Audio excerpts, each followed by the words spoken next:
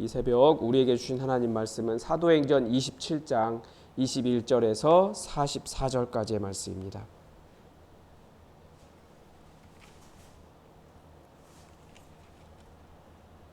사도행전 27장 21절에서 44절까지 우리 하나님의 말씀을 다 함께 받들어 읽겠습니다. 여러 사람이 오래 먹지 못하였음에 바울이 가운데 서서 말하되 여러분이여 내 말을 듣고 그레데에서 떠나지 아니하여 이 타격과 손상을 명하였더라면 좋았뻔하였더라. 내가 너희를 권하노니 이제는 안심하라. 너희 중 아무도 생명에는 아무 손상이 없겠고 오직 배뿐이리라. 내가 속한 바 곧 내가 섬기는 하나님의 사자가 어젯밤에 내 곁에 서서 말하되 바울아 두려워하지 말라. 내가 가이사 앞에 서야 하겠고 또 하나님께서 너와 함께 항해하는 자를 다 내게 주셨다 하였으니 그러므로 여러분이여 안심하라. 나는 내게 말씀하신 그대로 되리라고 하나님을 믿노라.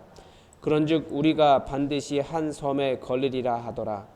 열 나흘째 되는 날 밤에 우리가 아드리아 바다에서 이리저리 쫓겨가다가 자정쯤 되어 사공들이 어느 육지에 가까워지는 줄을 짐작하고 물을 재어보니 20길이 되고 조금 가다가 다시 재니 15길이라. 암초에 걸릴까 하여 고물로 닷 넷을 내리고 날이 새기를 고대하니라.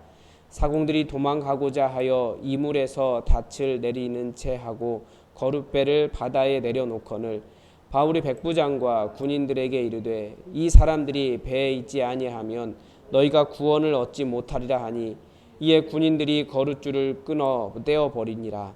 날이 새어가매 바울이 여러 사람에게 음식 먹기를 권하여 이르되 너희가 기다리고 기다리며 먹지 못하고 줄인 지가 오늘까지 열 나흘인즉 음식 먹기를 권하노니 이것이 너희의 구원을 위하는 것이요 너희 중 머리카락 하나도 잃을 자가 없으리라 하고 떡을 가져다가 모든 사람 앞에서 하나님께 축사하고 떼어 먹기를 시작하매 그들도 다 안심하고 받아 먹으니 배에 있는 우리의 수는 전부 276명이더라. 배부르게 먹고 밀을 바다에 버려 배를 가볍게 하였더니 날이 새매 어느 땅인지 알지 못하나 경사진 해언으로 된 항만이 눈에 띄거늘 배를 거기에 댈 수가 의논한 후 닻을 끊어버리고 키를 풀어 늦추고 돛을 달고 바람에 맞추어 해안을 향하여 들어가다가 두 물이 합하여 흐르는 곳을 만나 배를 걸매 이 물은 부딪혀 움직일 수 없고 군인들은 죄수가 헤엄쳐서 도망할까 하여 그들을 죽이는 것이 좋다 하였으나 백부장이 바울을 구원하려 하여 그들의 뜻을 막고 헤엄칠 줄 아는 사람들을 명하여 물에 뛰어내려 먼저 육지에 나아가게 하고 그 남은 사람들은 널조각 혹은 배 물건에 의지하여 나가게 하니 마침내 사람들이 다 상륙하여 구조되니라. 아멘. 오늘따라 이렇게 성경 읽기가 이렇게 어렵습니다. 죄송합니다. 교회의 존재의 목적은 선교라고 말합니다.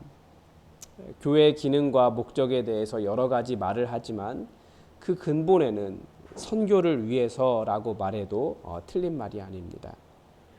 우리는 예수 그리스도의 가르침과 부활의 증인으로서 부르심을 받았고 초대교회의 사도들도 자신들의 부르심을 그렇게 설명하고 있습니다. 이 증인으로서의 부르심, 이것이 바로 선교로서의 부르심입니다. 그래서 꼭 선교가 해외에 나가야 되는 그런 선교만 의미하는 것이 아니라 우리가 여기 있든지 어느 나라에 있든지 무엇을 하든지 우리는 선교사입니다. 우리가 기도하는 중요한 이유 중에 하나도 어떻게 하면 그 사람에게 예수 그리스도의 복음이 증거될까? 어떻게 하면 이 상황, 이 공중것에 잡은 자의 이 험악한 세상을 이기고 복음을 증거할 수 있을까? 이것이 바로 우리의 사명이라는 겁니다. 그래서 우리가 선교사라는 직함이나 해외로 나가서 선교사가 아니라 우리가 있는 모든 곳에서 우리는 선교사인 겁니다. 그렇다면 우리는 어떻게 선교사의 자세로 살아갈 수 있을까? 오늘 본문이 잘 보여줍니다. 먼저 선교적 자세는 이 세상이 어떤 곳인가에 대한 인식에서부터 출발합니다. 사도 바울은 지금 로마로 복음 전하기 위해 가고 있습니다. 그런데 그가 경험하고 있는, 그가 맞닥뜨리는 상황은 어떤 상황입니까? 거기는 유라굴로 광풍이 불고 시르드스의 위협이 있고 태양과 달빛도 비치지 않고 삶의 소망이 사라져가는 곳입니다. 사실 인생이라는, 사람들이 경험하고 있는 인생이라고 하는 바다가 대부분 이래요. 어떤 사람은 안전하니까 잘 가고 있다 생각하고 그런데 풍랑을 만나기도 합니다. 어떤 사람은 자기가 내 인생에 내가 손주고 내가 선장이다 라고 말하며 말씀을 무시하고 그냥 자기 보기에 맞다라고 나아갑니다. 그러다가 풍랑을 만나기도 합니다. 바로 그런 인생의 바다에서 하나님의 말씀을 증거하는 삶이 바로 선교적인 삶이라는 거죠. 즉 우리가 선교적으로 사는 이유는 이 세상이 어디로 가야 할지 그 길을 잃고 살 희망을 잃었기 때문에 우리는 여기에서 하나님의 뜻이 무엇인지, 하나님의 말씀이 무엇인지, 다들 중간기착지를 목적지를 향해서 거기가 목적지라고 생각하고 가고 있지만 정말 가야 하는 곳이 어디 있는지 길을 잃지 않고 그들을 인도하는 사람들이 바로 선교사라는 겁니다. 때로는 폭풍우를 만나기도 해요. 살 희망이 없으면서도 다들 내가 더 잘 알아 그렇게 말하며 위험을 향해 들어가는 곳이 세상이라는 겁니다. 사도 바울이 그 바다 위에서 들은 하나님의 말씀은 안심하라 너희 중 아무도 생명에는 아무 손상이 없겠고 오직 배뿐이라 하여 그렇게 말했습니다. 물론 사람들이 잘 안 믿죠. 말씀을 증거해도 하나님 말씀 따라가야 된다고 해도 잘 안 믿을 겁니다. 실제로 풍랑 한가운데 있고 며칠째 나아질 기미도 보이지 않는데 누가 하나님의 말씀을 믿겠습니까? 그런데 선교적인 삶이란 바로 그런 현장 한가운데서도 하나님의 평안을 누리며 하나님의 말씀을 증거하는 삶, 그 사람이 바로 그리스도인 겁니다. 우리가 배가 깨지지 않을 것이라고 말하는 게 아니에요. 배는 깨질 수 있어요. 그렇지만 하나님의 말씀 붙잡고 살면 그 생명은 보존된다라는 것을 증거하는 사람들인 거죠. 그런데 그 선교적인 삶의 현장에 어떤 사람들이 있습니까? 먼저 위기 앞에서 자기만 살겠다고 하는 정말 이기적인 사람들이 있어요. 27절에서 32절의 말씀에 보면 열 나흘째 되는 날 밤에 온 세상이 깜깜하지만 사공들은 육지가 가까워지고 있다는 것을 직감으로 알았습니다. 그래서 물의 깊이를 재보니까 얼마 되지 않는 거예요. 처음에는 20길, 그 다음에는 15길.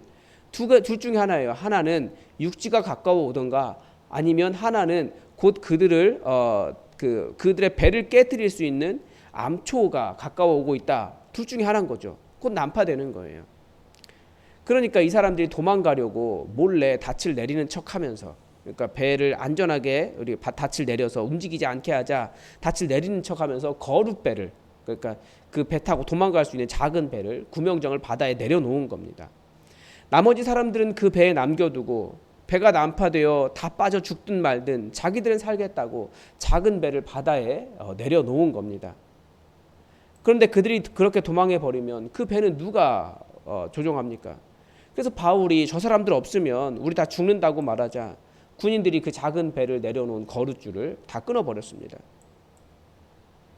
이 선원들의 소망은 무엇이었습니까?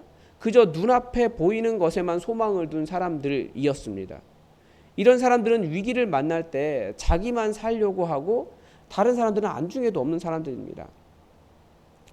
사실 이런 사람들이 이 속에 밝기 때문에 또 이권에 개입한 지도자가 돼 있을 때가 많이 있습니다. 전쟁을 할 때도 지휘관이 나살자고 병사들은 사지에 몰아넣는 작전을 세우고 자기 살겠다고 도망가 버리면 얼마나 무책임한 지휘자입니까?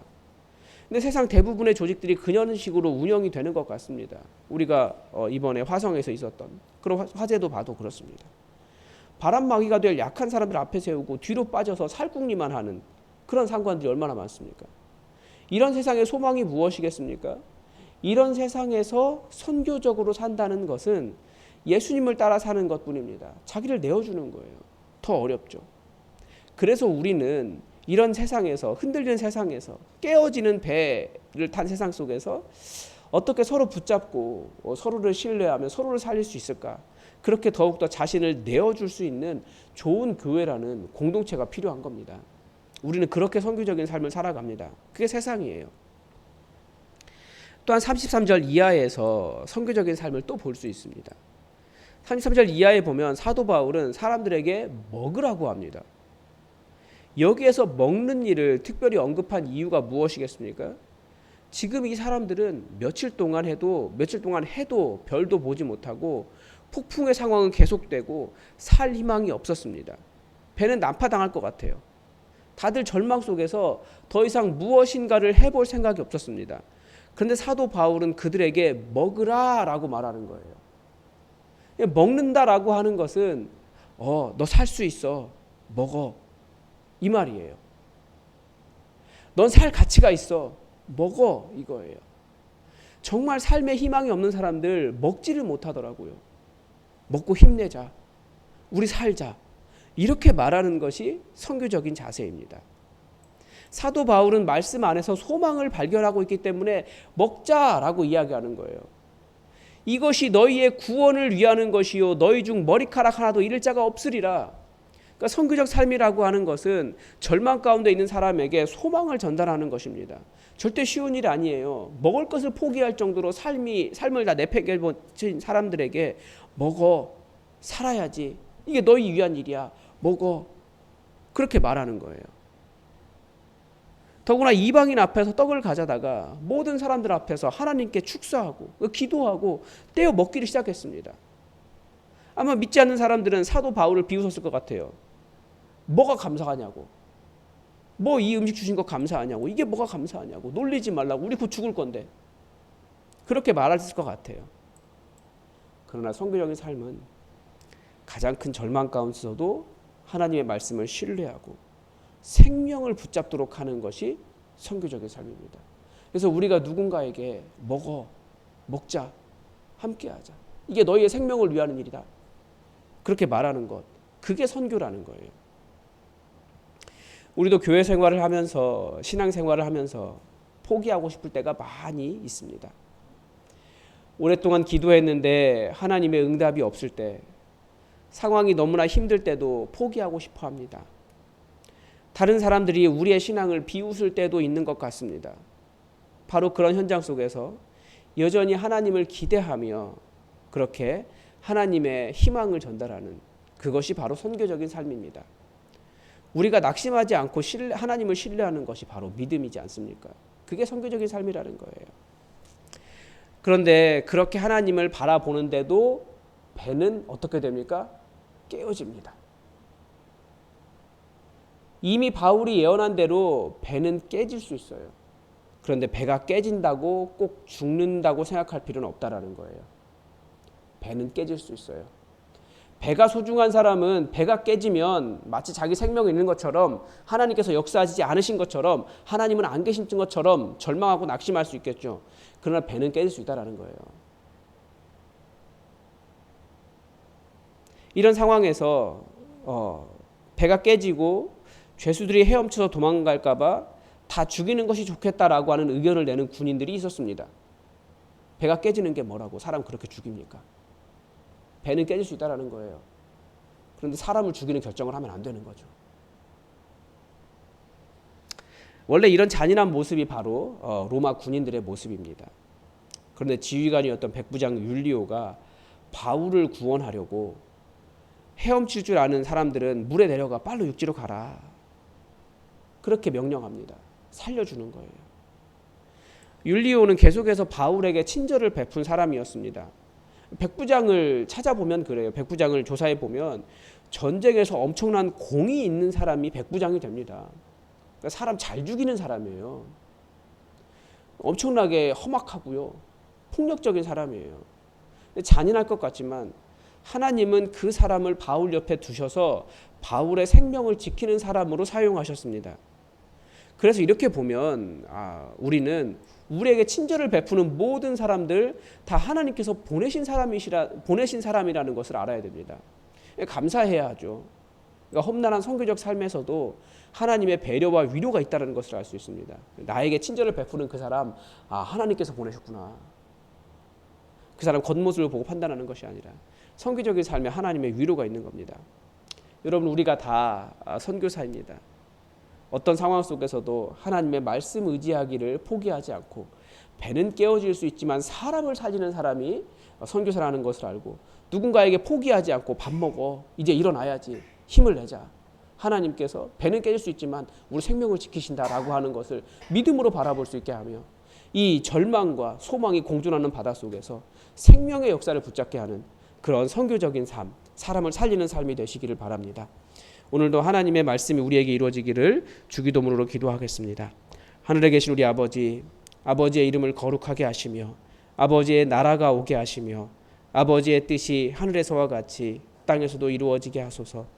오늘 우리에게 일용할 양식을 주시고 우리가 우리에게 잘못한 사람을 용서하여 준 것 같이 우리 죄를 용서하여 주시고 우리를 시험에 빠지지 않게 하시고 악에서 구하소서.